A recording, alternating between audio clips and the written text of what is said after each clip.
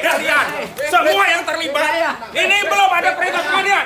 Yang berwenang mengosongkan lahan, perintah pengadilan. Perintah pengadilan. Kamu berapa tahun kamu?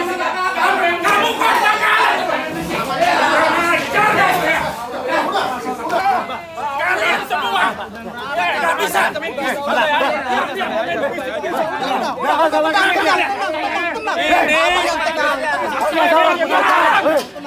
Siap semuanya. Biasa aja. Buka kacamata kamu. Biar saya kenali wajah kamu. Sama juga. Apa? Kamu jangan halangi saya. Halangi dia. Kamu dibayar. Assalamualaikum warahmatullahi wabarakatuh. Teman-teman, kembali lagi di channel YouTube saya, Hairun Imam. Gimana nih kabar kalian, para ternak Mulyono dan juga anak-anak jenderal? Semoga kita semua selalu diberi kesehatan, kemudahan, dan juga limpahan rezeki dari Yang Maha Kuasa, teman-teman ya. Nah, di video kali ini kita akan melihat bagaimana mantan anggota HTI lagi-lagi diamuk oleh warga. Mungkin kalian sudah kenal dan sudah familiar dengan mukanya, teman-teman ya, yakni Ahmad Hozainuddin. Ini orang ini hobi banget gitu diamuk warga, diusir lah, digeruduk lah, kok nggak ada kapok-kapoknya gitu. Dan di video ini saya kurang ngerti teman-teman apa permasalahannya lagi. Kalau kemarin kan dia selalu memprovokasi soal PSN PIK 2, sekarang saya nggak tahu ini persoalan apa lagi nih. Nah, selain itu ada kabar di mana Ahok sepertinya akan dipanggil oleh kejaksaan dan dimintai keterangan terkait dengan korupsi Pertalite yang dioplos menjadi Pertamax, teman-teman. Waduh, makin seksi aja kejaksaan ini ya kan. Oke teman-teman, sebelum kita mulai videonya jangan lupa like, subscribe, dan share. Dan tanpa perlu berlama-lama lagi, mari kita mulai videonya berikut ini. Saya tidak melakukan tindakan ilegal. Tidak ada masalah. Diam dulu kamu. Kamu juga diam. Aku aja ngomong. Iya, kamu diam. Hanya kamu aja boleh ngomong. Saya tidak. Santai ngomong. Buka kacamata kamu. Saya nggak perlu buka. Saya kenali wajah kamu. Saya juga kenali wajah kamu. Sabar ya Pak, sabar. Jadi sekali lagi. Jangan juga kamu. Apa kamu?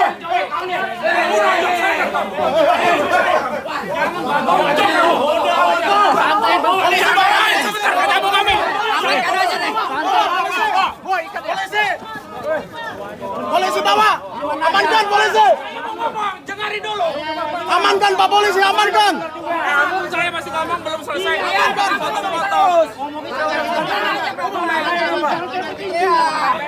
Jangan merasa kamu yang paling benar. Bisa baik-baik Pak, bisa baik-baik aja. bisa baik-baik, bisa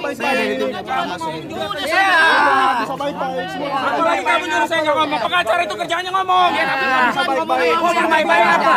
Saya lanjutkan. Ini media saya. Media saya. Ngomongnya bagus, santai aja. Ya santai sudah. Nah, menghalangi kamera saya. Menghalangi kamera saya. Gantian dong, kok nggak berhenti-berhenti. Kamera saya berhenti menghalangi. Iya. Pak, gantian nanti saya kasih waktu Bapak ngomong. Saya kasih waktu Bapak ngomong. Saya kasih waktu Bapak ngomong. Ya udah minggir dulu kamu. Ya kamu juga minggir. Siapa sih nama kamu? Kamu siapa sih? Ahmad Hozainuddin. Dwi Santoso. Siapa? Dwi Santoso. Oh, kamu ya yang namanya Dwi. Iya. Mau nego saya 400 juta nggak jadi ini ya cara kamu. Iya, betul. Catat inilah. Ya, biang kerok yang membuat kamu yang biang warga kerok, negara ah. tidak mendapatkan haknya. Saya lanjutkan. Jasindo harusnya BUMN punya etika. Ini saya lagi ngomong baik. Iya, ngomong pelan aja. Jasindo. Ya. Ntar dulu. Itu tim saya, bukan Bapak. Sudah. Enggak, proses ini ntar dulu. Kamu mau diproses hukum juga? Enggak apa-apa, Pak. Enggak apa-apa. Capek. Santai aja, Pak. Bapak. Mana putusannya? Perintah mengosongkan mana? Tidak ada. Perintah mengosongkannya mana? Anda dari mana? Pengadilan? Saya catat. Enggak. Dari mana? Enggak, Pak. Gantian. Ini Jasindo bukan boleh ngobrol. bukan. Pengadilan saya minta. Ya, pelan-pelan. Tidak ada satu putusan pengadilan yang amar putusannya memerintahkan mengosongkan lahan yang ditinggali oleh Pak Razikin. Dan ini adalah tindakan perbuatan melawan hukum. Saya lanjutkan. Gantian dulu dong. Jangan terus dulu ngomong. Enggak Kecuali saya selesai. Selesaikan dong. Ya, Gantian dulu. makanya kalau mau Kasih selesai kesempatan. saya belum ngomong selesai. Udah tadi nggak selesai kok. Lah, terserah saya. Saya Ya jangan diminta ngomong. diingat dong kamu. Ya Kamu udah. kata orang nggak boleh ngomong. Catat. Apa yang ikut-ikut perempuan? Jangan. Kamu semua orang kamu paling bener aja. Jangan. lanjutkan. Kalau kamu baik ngomong. Ngomong baik. Mengambil upaya menggugat. Udah. Siapapun yang terlibat dalam perkara ini, baik berdasarkan keterangan saksi maupun berdasarkan dokumen atau alat bukti yang lain, pasti akan kita panggil untuk dimintai keterangan. Jadi siapapun yang terlibat dalam perkara ini, baik berdasarkan keterangan saksi maupun berdasarkan dokumen atau alat bukti yang lain, pasti akan kita panggil untuk dimintai keterangan. Siapapun, yang pertama. Yang kedua terkait dengan tadi disampaikan oleh PLT ya di RUT PT Pertamina, ya Patra Niaga. Saya tidak berkomentar, itu domainnya beliau, ya kan? Ya, yang pasti kami penyidik bekerja berdasarkan alat bukti. Tapi tadi saya sempat mendengar pada saat hearing dengan Komisi 12 ya. Ya, itu kan yang dimaksud. Saya juga menyaksikan di televisi bahwa tadi memang disampaikan tidak ada blending, ya. RON tidak berubah, tetapi yang disampaikan ketika bahan bakar itu, anggaplah tadi RON berapa disampaikan 92 ya, dicampur dengan zat adiktif dan pewarna, maka tidak akan merubah RON. Coba kalau saya salah dikoreksi ya. Saya dengar seperti itu. Tetapi penyidik menemukan tidak seperti itu. Ada RON 90 atau di bawahnya ya 88 di blending dengan RON 92. Jadi RON dengan RON. Tadi kan tidak seperti itu. Sebagaimana yang telah saya sampaikan tadi di dalam fakta yang ada. Saya rasa itu jawabannya. Ya, baik.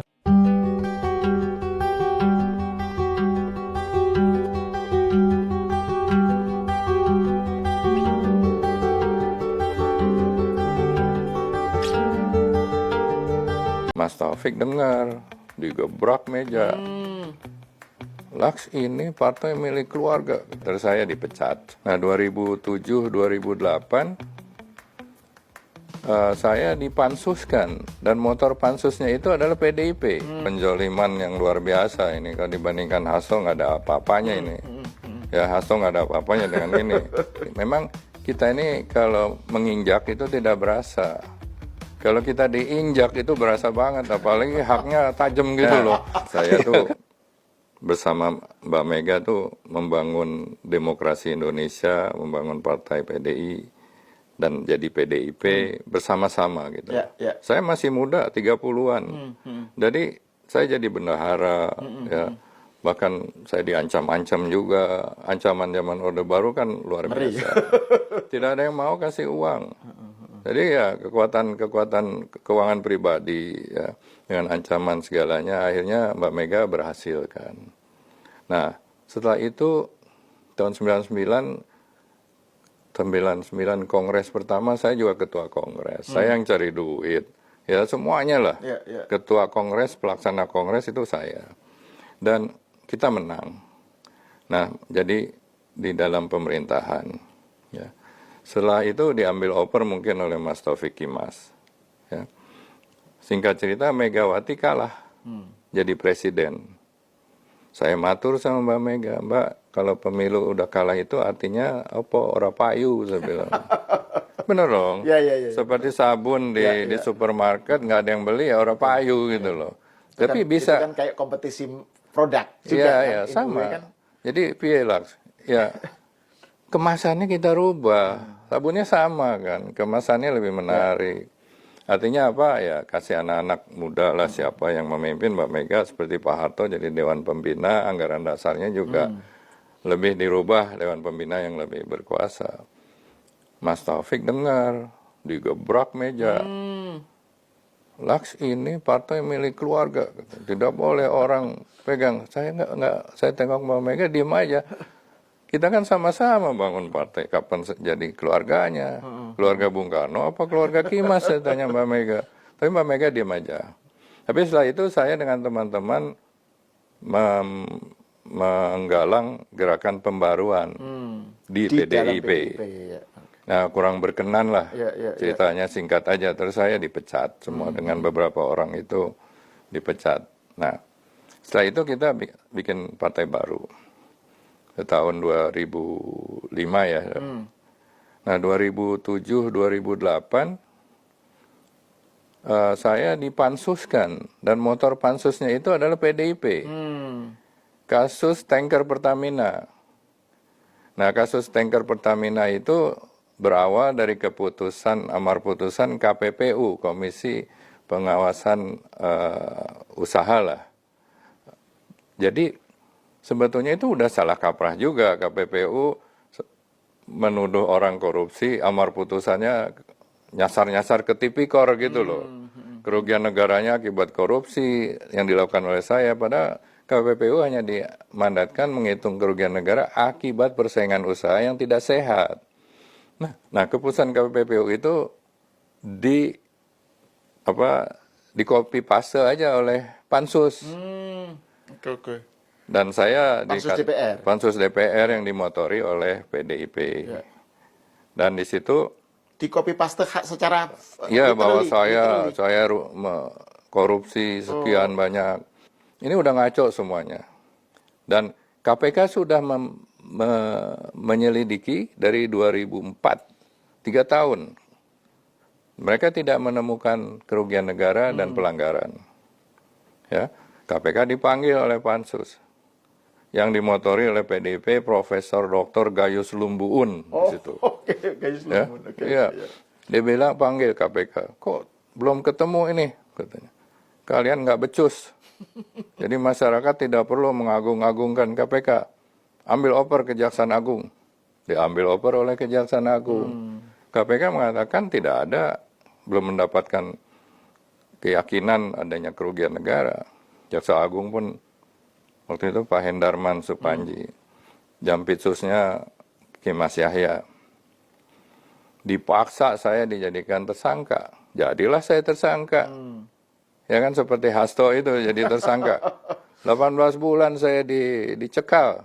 Saya kader pendiri PDIP. Ya, dibuat seperti itu oleh PDIP. Nah, setelah itu Jaksa Agung pun ditekan lagi.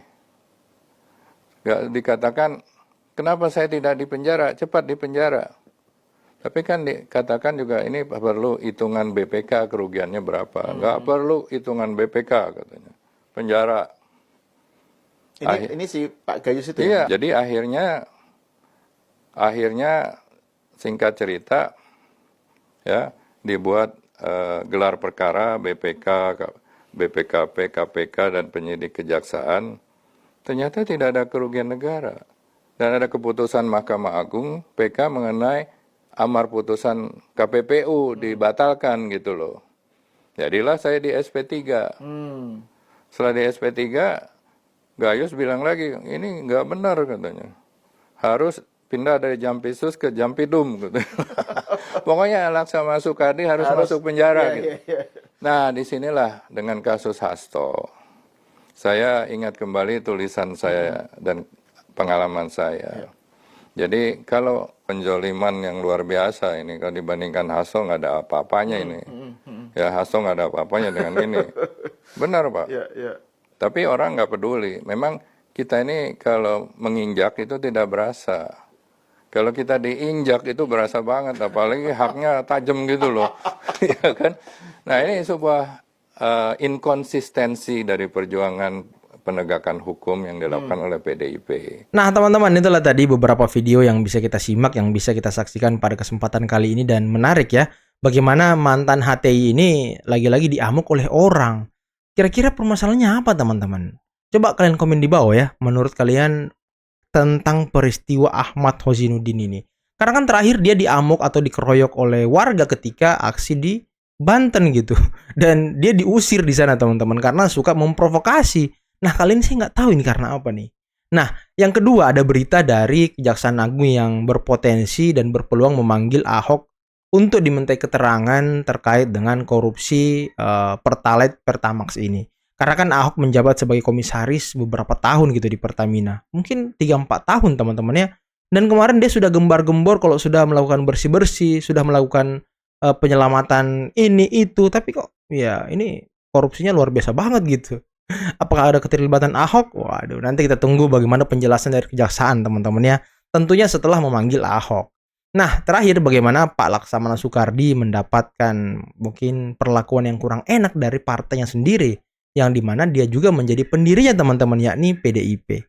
Dia dipolitisasi, ya itulah mungkin ya kalau PDIP ya, partai satu keluarga, bukan partai semua kadernya, tidak dimiliki semua kader. Mungkin inilah yang disinggung oleh Pak Jokowi, partai yang perorangan gitu.